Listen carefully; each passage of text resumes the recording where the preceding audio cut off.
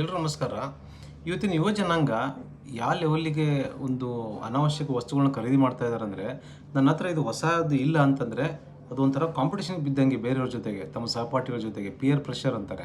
ಹೊಸ ಐಫೋನ್ ಇಲ್ಲ ನನ್ನ ಹತ್ರ ಅಂತ ಅವನ ಹತ್ರ ಇದೆಯಲ್ಲ ನಾನು ತೊಗೋಬೇಕು, ಸಾಲ ಮಾಡಿಯವ್ರು ತೊಗೋಬೇಕು, ಹೊಸ ಬೈಕ್ ತೊಗೋಬೇಕು, ಹೊಸ ಕಾರ್ ತೊಗೋಬೇಕು. ಹೀಗೆ ಈ ಯುವ ಜನಾಂಗ ತುಂಬ ದುಡ್ಡನ್ನು ಹಾಳು ಮಾಡ್ತಾ ಇದೆ. ತಮ್ಮ ಹತ್ರ ದುಡ್ಡು ಇಲ್ಲ ಅಂದರೂ ಕೂಡ ಬೇರೆಯವ್ರಿಗೆ ಶೋ ಆಫ್ ಮಾಡಲಿಕ್ಕೆ, ತಮ್ಮ ಫ್ರೆಂಡ್ಸಿಗೆ, ಸಂಬಂಧಿಕರಿಗೆ, ನೆರೆಹೊರೆಯವರಿಗೆ ಶೋ ಆಫ್ ಮಾಡಲಿಕ್ಕೋಸ್ಕರ ಸಾಲ ಮಾಡಿ ಎಷ್ಟೊಂದು ಉತ್ಪನ್ನಗಳನ್ನು ತೊಗೊತಾ ಇದ್ದಾರೆ. ಹೊಸ ಹೊಸ ವಸ್ತುಗಳು, ಈ ಕಾರ್ ಆಗಲಿ, ಫೋನ್ ಆಗಲಿ, ಇಂಥ ಹೊಸ ವಸ್ತುಗಳು ವ್ಯಾಲ್ಯೂ ಕಮ್ಮಿ ಆಗ್ತಾ ಹೋಗ್ತವೆ, ಬಟ್ ನಿಮ್ಮ ಸಾಲ ಮಾತ್ರ ಜಾಸ್ತಿ ಆಗ್ತಾ ಹೋಗುತ್ತೆ. ಆದ್ದರಿಂದ ಈ ಫೈನಾನ್ಷಿಯಲಿ ನಮ್ಗೆ ಎಷ್ಟಿದೆ ಅಷ್ಟೇ ಇದೆ ಅಂಥೇಳಿ ಒಂದು ಒಪ್ಕೊಂಡು ಒಂದು ಇದ್ದರೆ ನೀವು ಮನಸ್ಸು ಶಾಂತಿಯಿಂದ ಇರ್ತೀರ.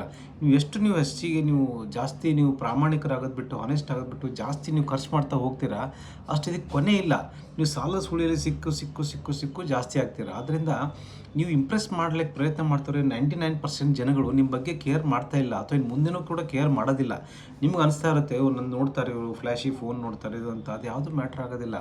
ಕೊನೆಗೆ ನಿಮ್ಮ ಕುಟುಂಬದವರು ತೊಂದರೆ ಬೀಳ್ತಾರೆ, ನೀವು ತೊಂದರೆಯಲ್ಲಿ ಸಾಲದಲ್ಲಿ ಸಿಕ್ಕೊಂಡ್ಬಿಡ್ತೀರಾ. ನಿಮ್ಮ ಮಿತ್ರರು, ಪ್ರೀತಿಪಾತ್ರರು ನಿಮಗೆ ಒಂದು ಅನಾವಶ್ಯಕವಾಗಿ ನೀವು ತೊಂದರೆಯಲ್ಲಿ ಸಿಕ್ಕಾಕೊಳ್ಳೋದು ನೋಡ್ತಾ ಇರ್ತಾರೆ. ಆದ್ದರಿಂದ ಅನಾವಶ್ಯಕವಾಗಿ ಇಂಥ ವಸ್ತುಗಳ ಮೇಲೆ ನೀವೊಂದು ಪ್ರೆಸ್ಟೀಜ್ಗೋಸ್ಕರ, ಬೇರೆಯವ್ರಿಗೆ ತೋರಿಸ್ಲಿಕ್ಕೆ, ಶೋ ಆಫ್ಗೋಸ್ಕರ ಖರ್ಚು ಮಾಡಬೇಡಿ. ಆವಾಗ ನಿಮ್ಮ ಶಾಂತಿ ಜಾಸ್ತಿ ಆಗ್ತದೆ ಮನಸ್ಸಿಗೆ.